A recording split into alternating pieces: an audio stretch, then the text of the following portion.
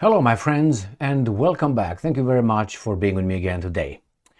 Well, we have here a dictator visiting another dictator or wannabe dictator. And that is the president of El Salvador, so-called Mr. Bukele. And according to Miami Herald, he's a dictator, but he's a cool dictator. And he's going to visit the wannabe dictator Trump. That's the implication.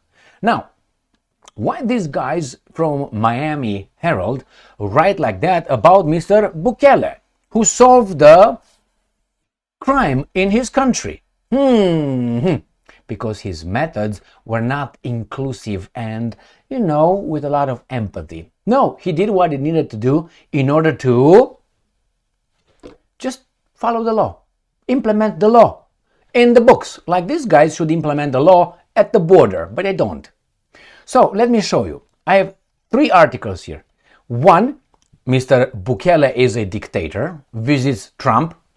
Like it's a surprise, the Americans are supporting so-called dictator. Mr. Bukele was elected, wasn't he? They were rigged because the wrong candidate won. Got it. So here is the article. I'm going to talk about the diaspora and Miami Herald. All right, I'm going to talk about the diaspora. How do you want to call it?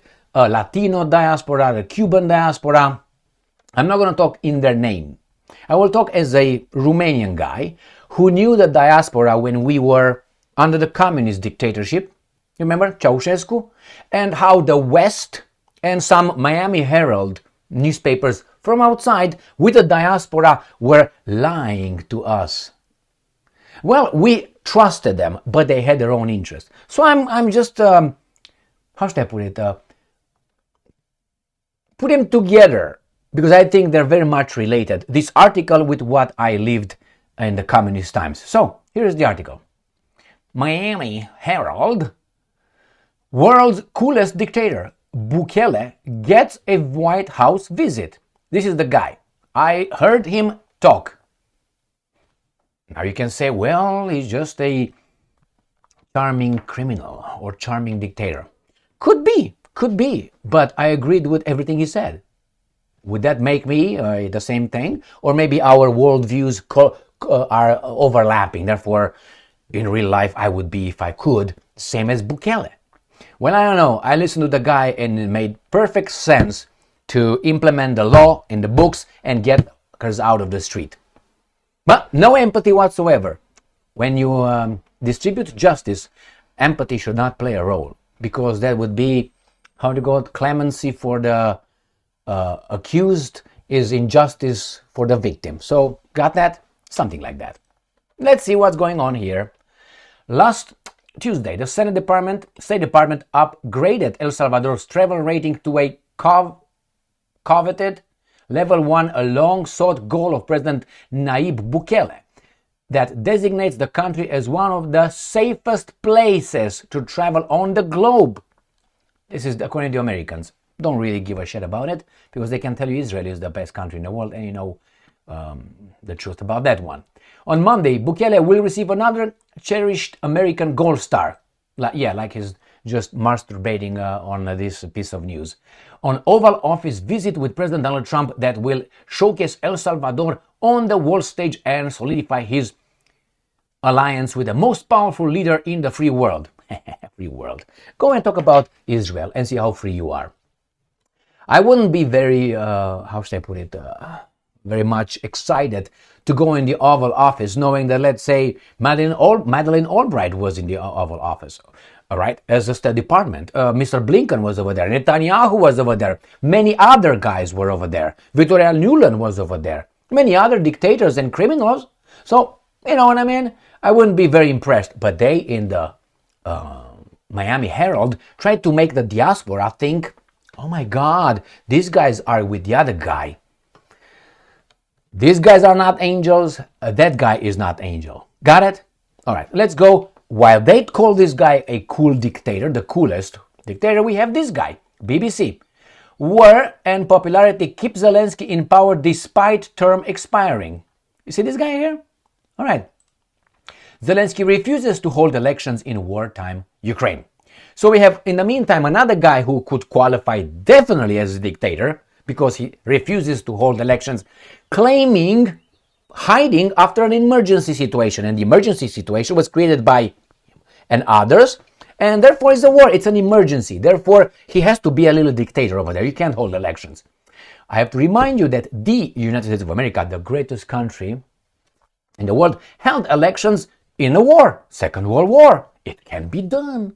All right? So that's one point. So that guy Zelensky, there's no mention of him being a dictator, but let me show you how it's done. Zelensky is the chief, he's the guy, all right?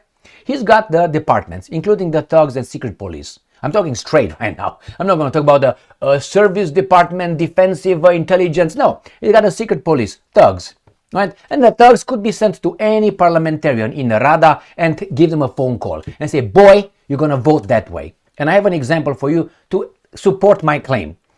And you can do that. They will vote his request for martial law forever. After the Russian, let's say the war ends, and he doesn't want that to end. When the war ends, he's going to find another emergency, reconstruction, terrorist attacks, the scare about the Russian boogeyman. He will find something if he wants. And the government, the Rada will confirm that, yes, we need a martial law. Now, that's a dictator, okay? Now, Bukele ran elections. He won elections. Putin won elections. They were all rigged. These guys say. Why? Because not the right person won. That's the only reason. Now, let me give you the example of why Zelensky, I think, knowing the shit occurring in that part of the world, how that was maneuvered. When Donald Trump came out and said that, hey, Zelensky is a dictator, remember when he said that? With no elections? You know what he did? He said, okay, we're going to have Rada, the guys over there, to go and vote and say, no, actually, Zelensky is legitimate because of the constitution, and the martial law doesn't prove that he is illegitimate. And Rada showed up, let's say today, and they vote against. Not for, this is a democracy. They were like, oh my God, what a God. It fell to promote. The next day, everybody unanimously showed up in the Rada and unanimously voted. There was no one who said, no, Zelensky, martial law, dictator. They all supported it. Therefore, he said, see, the Ukrainian people, through their elected officials, confirm me as the legitimate leader, democratically elected, even if my term expired.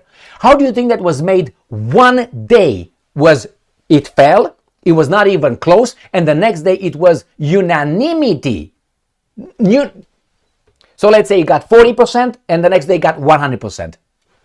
I tell you how. Bam, boom, zoom. Exactly like that. I have any evidence? Experience. And I'm not a baboon. All right, we're going to see that in the future. I mean, please, my friends, nothing here but then the next day. If you know how things are operating over there, you're going to give me 100% approval rating. That is the first one. So this guy is a dictator because he does things that these baboons don't want. Some of them don't want. But the other one is a good guy because he does what he's required to do. The paper that he signed when he was, Zelensky, we're going to make a president out of you, of this nation, Ukraine. Not your nation, but who cares? You're going to be the president. Oh, are you a citizen? You're good to go. All right. Were you born here? Yeah, you're good to go. It's okay, but all right. You're going to work for the Ukrainians. But when you're going to appoint in your department, you're going to appoint people like you from your group. But you're Ukrainian. You work for the Ukrainians. He got Zmihal. He's got Reznikov. He's got Yermak. Who are these guys? Ukrainians? They're people like him. That tells you that he knows the difference between the Ukrainians and himself. So my friends, that's the cool dictator. Now let me tell you about Romania. In the communist times, there was the diaspora, which were people who ran away from Romania and ended up in the West. And these guys, after a while, after they got citizenship in the Western world, they were allowed to come in Romania without repercussions. Unless you committed really something that you were court-martialed or something, even though you were clean at that time. So they would come and tell us stories about the West and so on. Mostly lies, because they were some of them, trying to hide or overemphasize how fantastic the West is. Yeah, it was okay, but not the way they painted it and portrayed. Meritocracy and all this. I have so many stories about it. But as the people coming from over there, not trying to say, man, I think I made a mistake.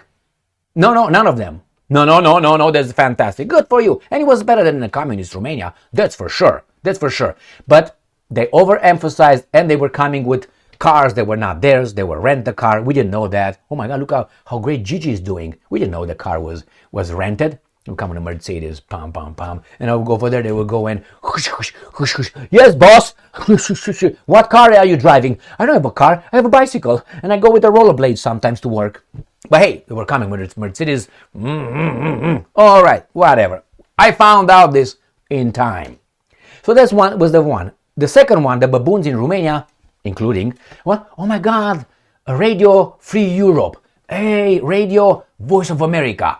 Wow, these are telling us the truth. With Romanians hired over there who spoke Romanian in the diaspora, like Miami Herald.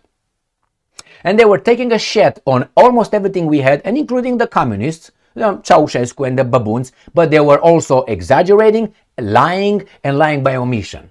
But at that time, I was very young. I was not aware that Voice of America and Radio Free Europe were financed by the American CIA and the State Department. That means you got an interest. And with time I realized they were lying, they were having an agenda, and the agenda was what? To change the regime. So when you hear these guys telling you that Mr. Bukele is a dictator, is by people who have certain interests. I don't know exactly, but from what I heard, Bukele is a man, upstanding, straight guy. And that's a problem. Why? He has to be shady, like them. Remember, one thing that these guys dislike, hate, is when a person with